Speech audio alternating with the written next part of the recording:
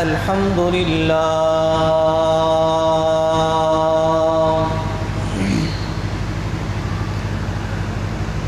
الحمد لله نحمده ونستعينه ونستغفره ونؤمن به ونتوكل عليه ونعوذ بالله من شرور أنفسنا ومن سيئات أعمالنا من يهده الله فلا مضل له ومن يضلل فلا هادي له ونشهد أن لا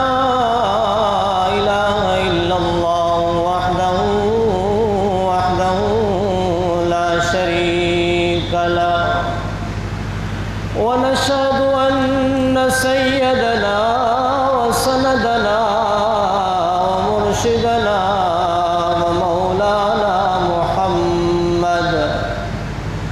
ومولانا محمدا عبده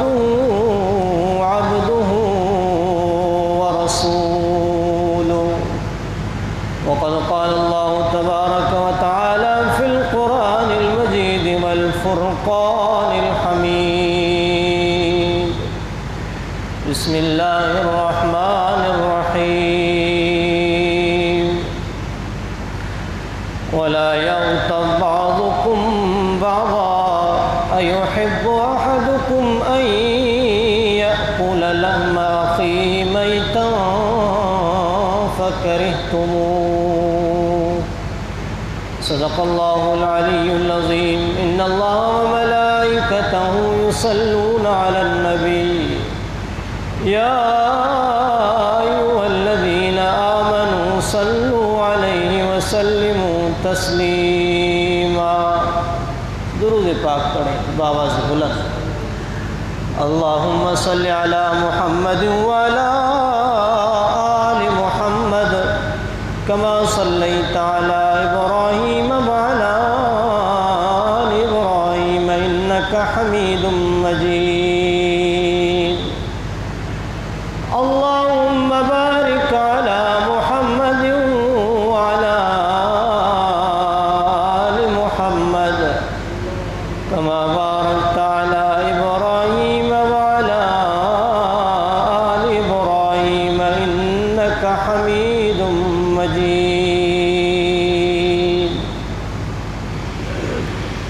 میرے انتہائی واجب الاحترام قابل صد احترام معزز ساتھیوں بھائیوں بزرگوں، اللہ تبارک و تعالیٰ کے کلام مقدس میں سے ایک حدیث تلاوت کی ہے۔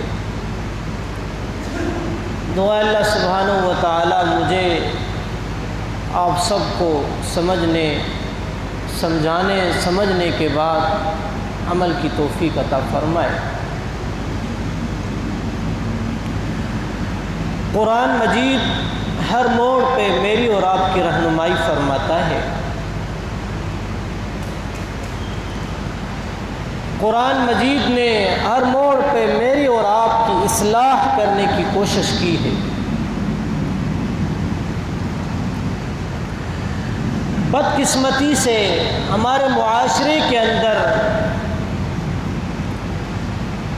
اصلاح کو اصلاح نہیں سمجھا جاتا۔ جس طریقے سے اچھائی کو اچھائی نہیں سمجھا جاتا، جس طریقے سے احسان کو احسان نہیں مانا جاتا، جس طریقے سے برے کو برا نہیں کہا جاتا،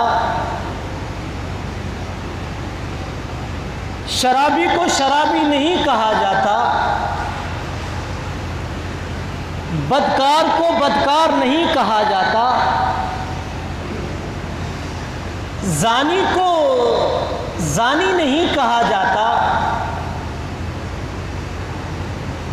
لیکن اس معاشرے نے کچھ نام اپنی طرف سے ایجاد کیے ہیں۔ کوئی شرابی اگر شراب پیتا ہے، یار یہ صحیح کام نہیں کر رہا، اس کو شرابی نہیں کہیں گے، البتہ اتنا کہتے ہیں کہ صحیح کام نہیں کر رہا۔ زانی اگر زنا کر رہا ہے تو اس کو زانی نہیں کہتے، البتہ یہ کہتے ہیں کہ یار اس کو پتہ نہیں اس کی غیرت اس میں ہے، اس کا کیا ضمیر ہے۔ یعنی جو نام اللہ اور اللہ کے فرمان میں سے ہمیں ملتا ہے وہ نام ہم اس کے اوپر لگانے اور فٹ کرنے کے لیے تیار نہیں ہیں، اپنے سے نام بنائے ہوئے۔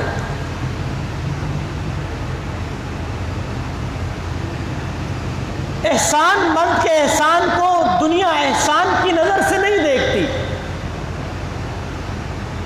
میرے اوپر کوئی احسان کر رہا ہے، آپ کے اوپر کوئی احسان کر رہا ہے، اور حق تو یہ ہے کہ احسان کرنے والے کے احسان کو تسلیم کیا جائے، مانا جائے، اقرار کیا جائے کہ یار اس نے احسان کیا ہے۔ آج احسان کے بدلے دنیا سزا دینے کے لیے تیار ہو جاتی ہے، دشمنی کرنے کے لیے تیار ہو جاتی ہے۔ اگلے کا قصور یہ ہوتا ہے کہ اس نے اس کے اوپر احسان کیا۔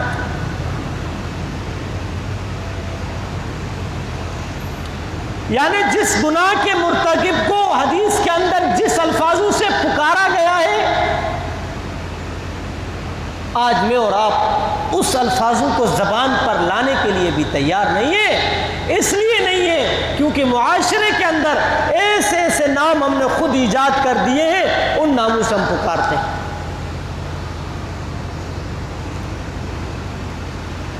یہ بہت بڑے افسوس کی بات ہے،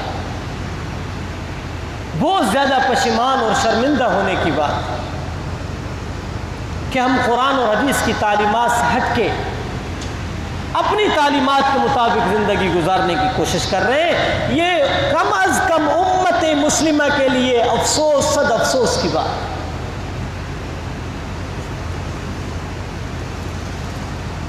تو میں عرض کر رہا تھا، قرآن نے اصلاح کی ہے۔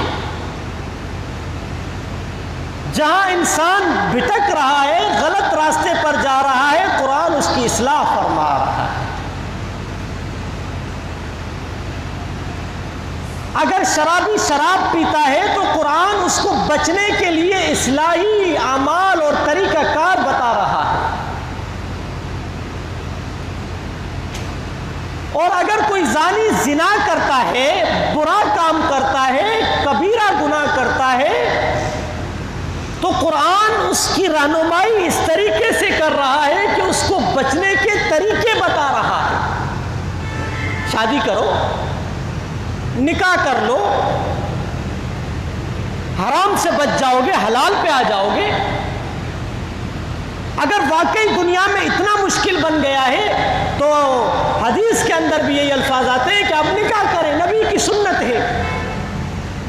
جب آپ ایک سنت کو زندہ کر دیں گے تو کبیرہ گناہ جو ہم سے زندگی میں ہو رہے ہیں ان سے ہم بچ جائیں گے۔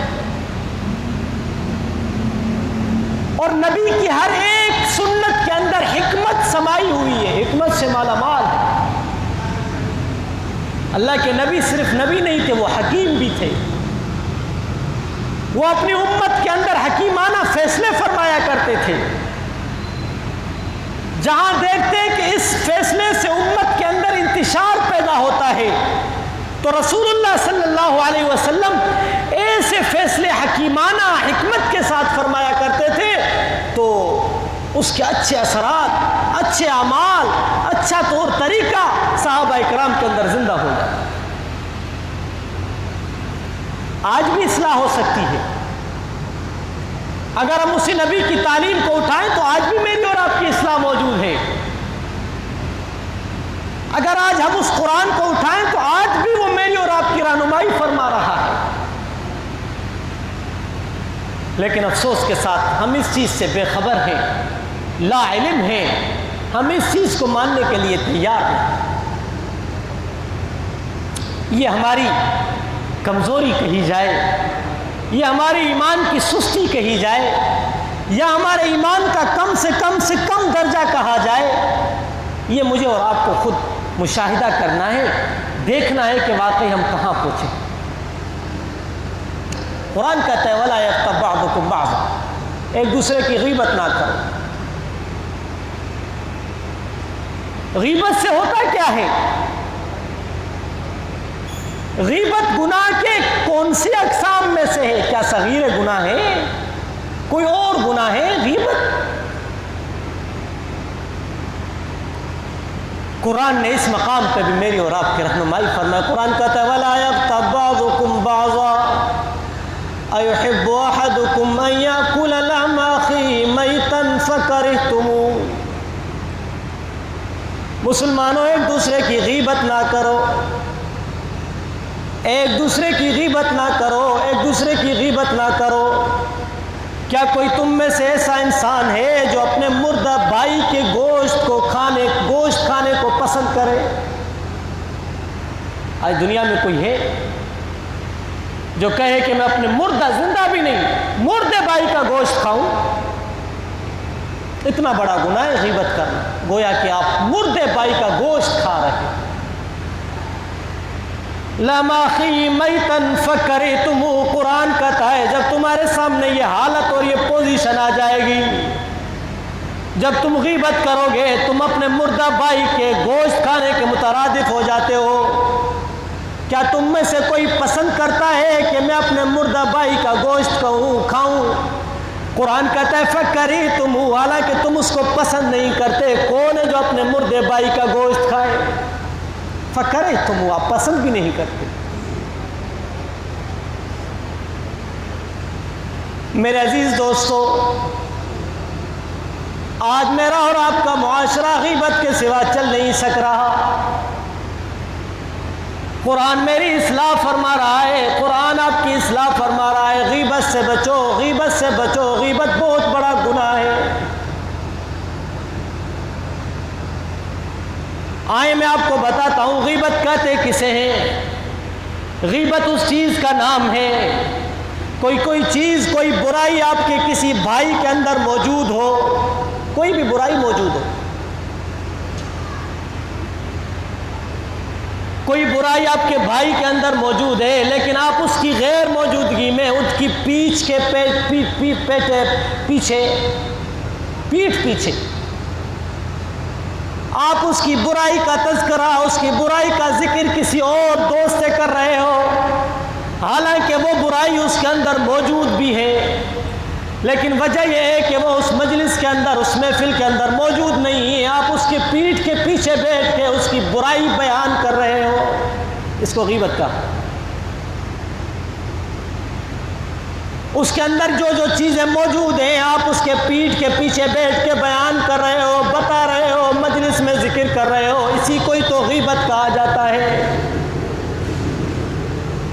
ایک صحابی رسول حضور پاک صلی اللہ علیہ وسلم کی مجلس میں آتا ہے، فرماتے یا رسول اللہ، اے میرے محبوب بتائیں تو صحیح غیبت کیا ہے؟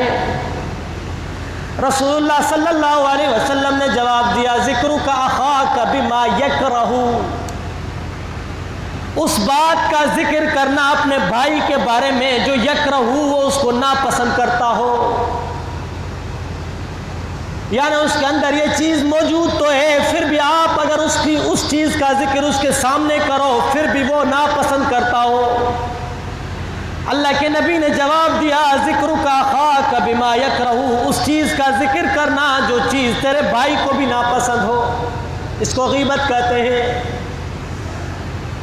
پھر وہی صحابی فرماتا ہے یا رسول اللہ اگر وہ غیبت اور وہ چیز واقعتاً اس کے اندر موجود ہو، یا رسول اللہ اگر وہ برائی، وہ عیب، وہ نقص اس کے اندر موجود ہو،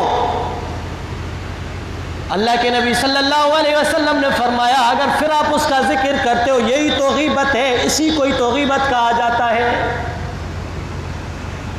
اور اگر آپ پھر بھی اس کے اوپر یہ بات کر رہے ہو پھر تو آپ جھوٹ بول رہے ہو۔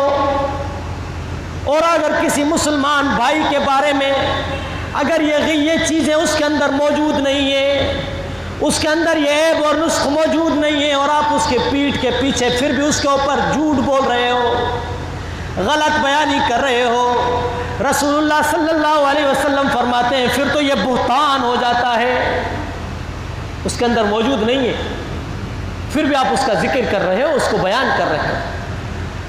اللہ کے نبی صلی اللہ علیہ وسلم نے فرمایا پھر تو یہ بہتان ہے، یہ تو پھر دوہرا گناہ بن گیا، ایک غیبت کا دوسرا بہتان کا۔ مسلمانوں غیبت سے بچو، غیبت سے بچو، غیبت سے بچو۔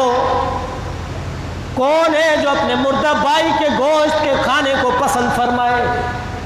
شراب پینا کبیرہ گناہ ہے، بدکاری کرنا کبیرہ گناہ ہے، زنا کرنا کبیرہ گناہ ہے، کسی کا ڈھاکہ ڈالنا، ڈھاکہ مارنا کبیرہ گناہ ہے، غیبت بھی کبیرے گناہوں میں سے آتی ہے۔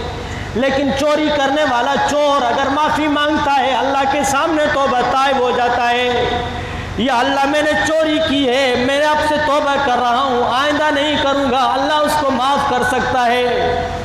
شرابی شراب سے توبہ کرے تو پاک ہو سکتا ہے۔ زانی زنا کر رہا ہے، زنا کرتا جا رہا ہے، کرتا جا رہا ہے، دنیا میں تو اس کی رسوائی ہوگی۔ زانی کے لیے سزا یہ ہوتی ہے تو سب سے پہلے اللہ اس کو دنیا میں سزا یہ دیتے ہیں، اس کی عمر کم ہو جاتی ہے۔ زنا کرنے والے کی عمر دنیا میں کم ہو جاتی ہے۔ ایک تو دنیا میں اس کی عمر کم ہو جائے گی، دوسرا اللہ اس کو یہ سزا دے گا کہ اس کے چہرے سے نورانیت اور نور کو ختم کر دے گا، کوئی بھی مسلمان اس کے چہرے کو دیکھنے کے لیے پسند نہیں کرے گا۔ لیکن یاد رکھے غیبت ایسا گناہ ہے، غیبت ایسا گناہ ہے جب بندہ کرتا ہے، کرنے کے بعد اگر توبہ بھی کرے تو اللہ معاف نہیں کرتا۔ ہزار بار آپ اپنے بھائی کے پیٹھ کے پیچھے غیبت کرتے رہو، غیبت کرتے رہو، غیبت کرتے رہو، اگر معافی مانگو گے، توبہ کرو گے، اللہ سے مانگو گے، اللہ بھی معاف نہیں کرے گا۔ بچو مسلمانوں غیبت سے۔ جس کو اللہ معاف نہ کرے، جس چیز کو اللہ معاف نہ کرے، جہاں میری اور آپ کی توبہ کے دروازے بند ہو جائیں، بتاؤ تو صحیح ہم کہاں جائیں گے؟ کس دروازے پر جا کے کس کے سامنے پشیمان اور توبہ طائب ہو جائیں گے؟ مسلمانوں غیبت کرنا آسان ہے، کسی کے اوپر بہتان لگانا ایسا آسان ہے، کسی کے پیٹھ کے پیچھے باتیں کرنا آسان ہے، لیکن تمہاری توبہ بھی قبول نہیں ہوگی۔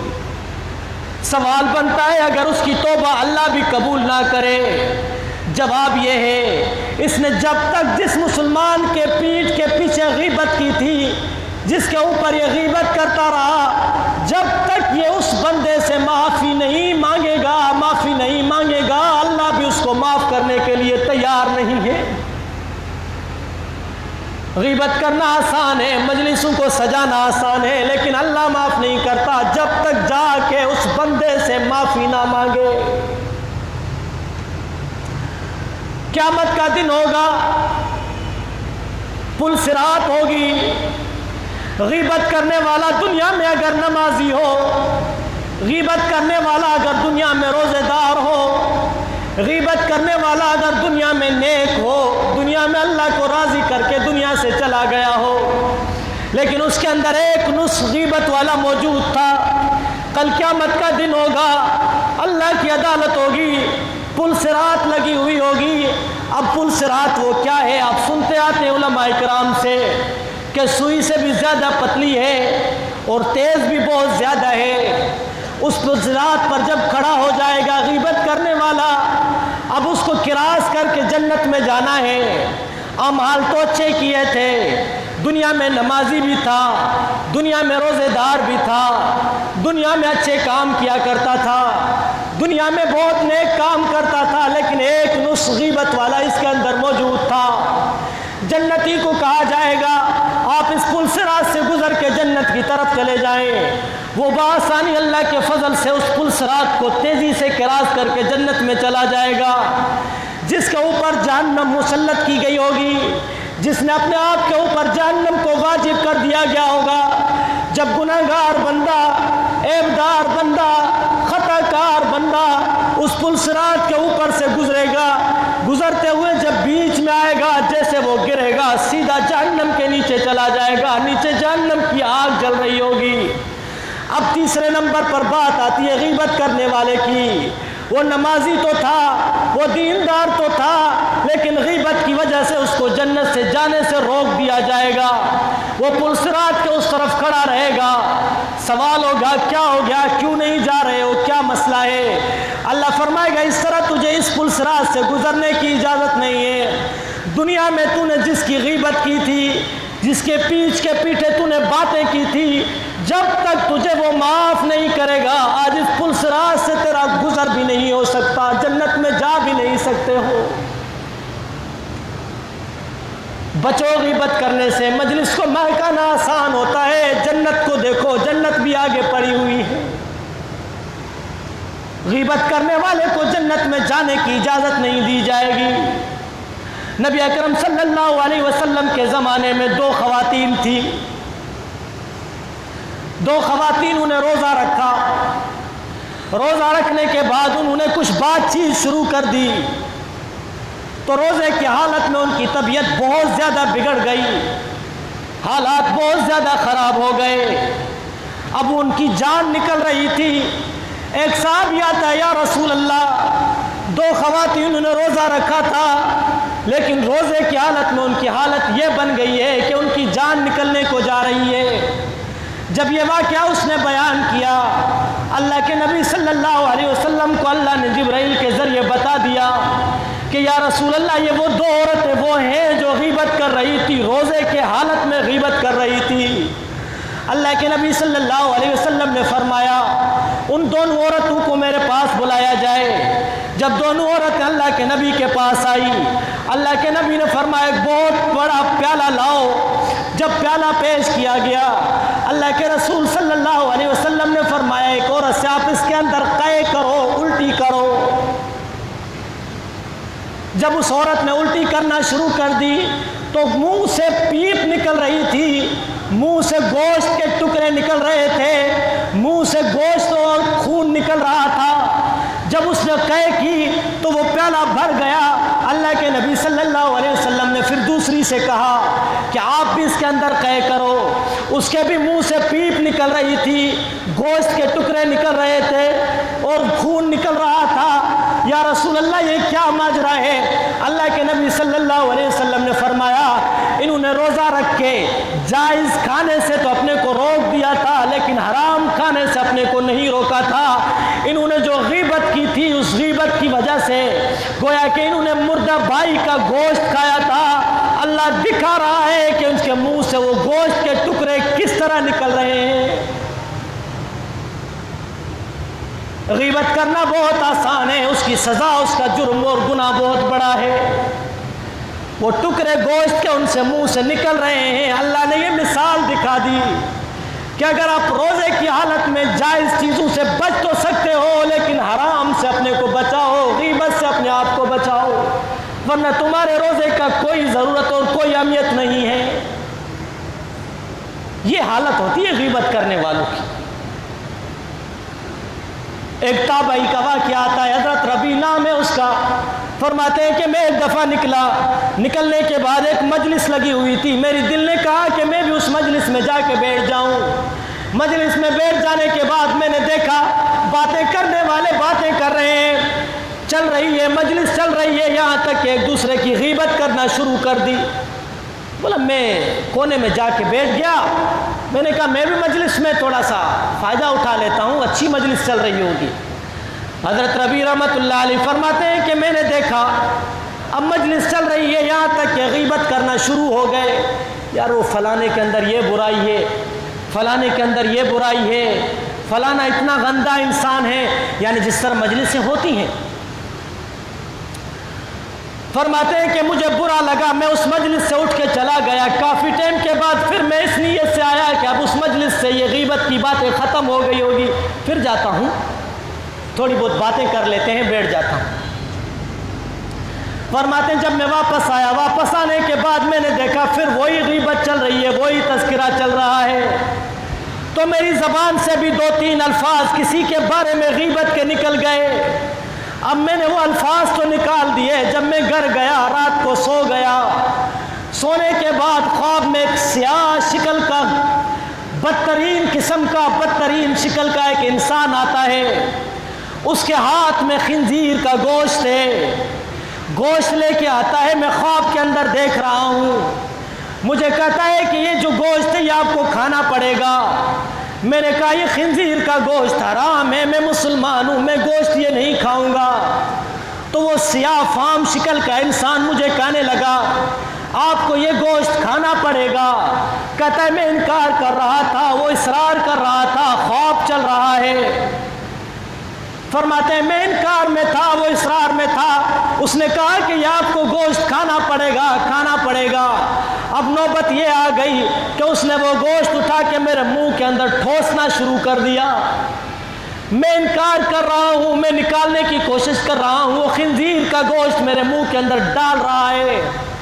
پھر میں نکالنے کی کوشش کر رہا ہوں، وہ اور ڈال رہا ہے۔ پھر میں نکالنے کی کوشش کر رہا ہوں، وہ اور خنزیر کا گوشت میرے منہ کے اندر ڈال رہا ہے۔ صبح ہوئی، اچانک سے خوف کی حالت تھی، میں صبح کو اٹھا۔